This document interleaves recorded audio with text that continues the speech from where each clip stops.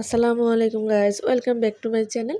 আশা করি আপনারা সবাই ভালো আছেন। আমিও ইনশাল্লাহ খুব ভালো আছি। তো আজকে আমি আপনাদের সাথে শেয়ার করতে যাচ্ছি শর্ট কোটি বা জ্যাকেট, যেটাই বলে না কেন, এটা কাটিং এবং সেলাই করে দেখাবো। তো এখানে আমি কাপড়টাকে 4 ভাঁজ করে নিয়েছি, আর এটা লম্বাটা নিয়েছি 18 ইঞ্চি পরিমাণ, আর চওড়া আমি নিয়েছি একদম, এটা ফ্রি সাইজ হবে।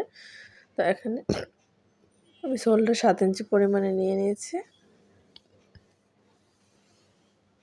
আমি আর্ম হোলও 7 ইঞ্চি নিয়েছি। তো এখন একটা আর্ম হোলের শেপটা আমি দিয়ে দেব। তো এখানে হচ্ছে আমি তালপাতের জন্য আমি ফ্রন্ট পার্টে 1/2 ইঞ্চি ডাউন করে দিয়ে নিয়েছি। তো এখানে আমি গলাটার জন্য 3 ইঞ্চি পরিমাণে নিয়েছি, আর লম্বাটা আমি 5 ইঞ্চি পরিমাণে নিয়েছি।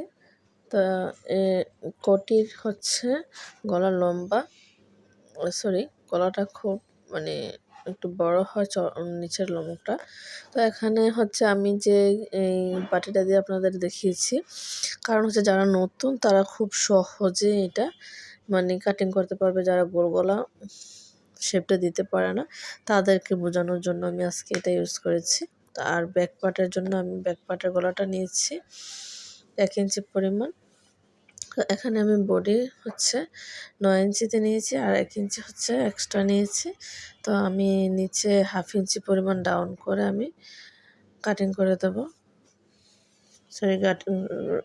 ডাউন করে আমি মার্ক করে নিয়েছি। তো এখন নিচে আর আমি মার্কের সাথে উপর সেই মার্কটা আমি মিলিয়ে নিলাম। তো এখন আমি কাটিং করে নেব। তো প্রথমে আমি ব্যাক পার্ট কাটিং করে নেব। তো ব্যাক পার্ট সরিয়ে আমি এখন ফ্রন্ট পার্টের গলা আর তালপাত কাটিং করে নেব। তো এখানে আসলে বোঝানোর কিছুই নেই, আপনারা দেখে বুঝে নিতে পারবেন। তো আমি এখানে শোল্ডার 1/2 ইঞ্চি ডাউন করে অফ ক্যামেরাতে কাটিং করে নিয়েছি।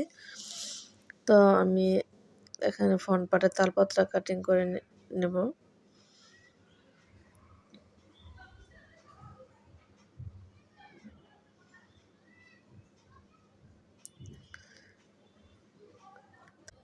কিভাবে খুব সহজে একটা কোটি কাটিং এবং সেলাই করে নেওয়া যায়, এরকম এই ভিডিওটাই আমি আপনাদের মাঝে তুলে ধরেছি। তো এখানে আমার কাটিং হয়ে গেছে, আর আমি নিচে যে ইনারের কাপড়টা ব্যবহার করব, আমি ওপরের মেজারমেন্ট অনুযায়ী নিচের কাপড়টা আমি কাটিং করে নিচ্ছি। তো এখন আমি এইভাবে করে সেলাই করে দেবো, আর নিচের অংশটুকু খোলা রাখবো যেন আমি কাপড়টাকে উল্টিয়ে ভাঁজ করে নিতে পারি। তো আমি দুটো পার্টে সেলাই করে নিয়ে আসছি। তো এখানে হচ্ছে যে আমি ফিতার জন্য, কোটির ফিতার জন্য লম্বা একটা কাপড় নিয়েছি। তো এখানে লম্বাটা আর চওড়াটা হচ্ছে 1 থেকে 1.5 ইঞ্চি পরিমাণ আমি আপনাদের দেখিয়ে দিলাম। তো এখানে চিকন করে আমি এটাকে একটা সেলাই করে নেব 2 সুতো পরিমাণ চওড়া রেখে। তো সেলাই করে আমি এটাকে উল্টিয়ে সুই সুতার মাধ্যমে একটা ফিতা তৈরি করে নেব। তো এরকম ফিতা তৈরি আপনারা দেখতে চাইলে আমার ভিডিও দেওয়া আছে, আপনারা দেখে নিতে পারবেন। তো এখানে হচ্ছে আমি 1/2 ইঞ্চি পরিমাণ আমি ফ্রন্ট পার্টের গলাটাকে একদম গলা থেকে শুরু করে আর যে বুকের সামনের অংশটুকু আমি এখানে 1/2 ইঞ্চি পরিমাণ আবার আরও কাটিং করে নিচ্ছি বেশি। তো আমি গলাটা আমি যেহেতু জামা কোটির নিচের অংশটা ডিজাইন দেবো না, সোজা রাখবো, তো এর জন্য আমি এভাবে মার্কটা করে নিয়েছি। তো এখানে আপনারা দেখতে পাচ্ছেন আমি এখানে কাটিং করে নিয়েছি। আমি এখন এই দুটোকে ইনারের সহ রেখে দুটো পার্ট আমি সেলাই করে নেব। তো ইনার পার্টটুকু আমি হচ্ছে বাসপিটে, আর উপরে কোটির পার্টটুকু আমি বাসপিটে দুটো ভিতরের দিকে রেখে উল্টো সাইড দুটো দুপাশে রেখে আমি সেলাই করে নেব। তো এখানে সেলাই করার সময় এই যে আমি ফিতাটা তৈরি করে নিয়েছি অফ ক্যামেরাতে, তো এখানে আমি লাগিয়ে নেব। তো এখানে আমি মার্ক করে নিয়েছি ফিতা লাগানোর জন্য। তো এভাবে করে ফিতাটা ভিতরে রেখে এভাবে করে সেলাই করে নিতে হবে। তো আপনারা প্লিজ ভিডিওটা দেখে বুঝে নেবেন আমি কিভাবে সেলাই করে নিয়েছি।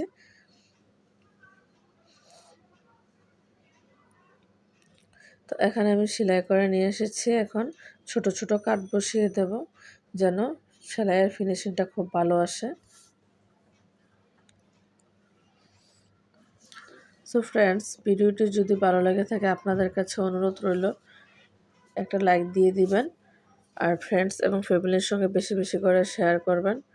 ভিডিওটি কেমন হয়েছে কমেন্টের মাধ্যমে জানাবেন, আর সাবস্ক্রাইব করে পাশে থাকার বেল আইকনে অল ক্লিক দিয়ে রাখবেন যেন আমি পরবর্তী ভিডিও ছাড়ার সাথে সাথে নোটিফিকেশন পেয়ে যান।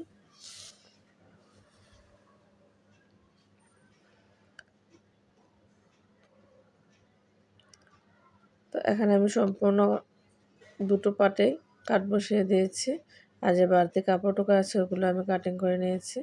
তো এই কোনা বাই করে নেওয়ার জন্য আপনারা কেচির সামনের অংশটুকু দিয়েও একটু ঢুকিয়ে করে নিতে পারবেন, বাহির করে নিতে পারবেন কোনাটাকে। তো এখন আমি শোল্ডার জয়েন করে নেব। তো এখানে আমার শোল্ডার এবং সম্পূর্ণ সেলাই জয়েন করা সেলাই হয়ে গেছে। তো এখানে হচ্ছে যে গলার আর সামনের এই অংশটুকুতে আপনারা চাইলে চাপ সেলাই দিয়ে নিতে পারবেন, তাহলে সেলাইটা খুব সুন্দর এবং ভালো আসে। তো আজকে এই পর্যন্তই, ভালো থাকবেন সবাই, আল্লাহ হাফেজ।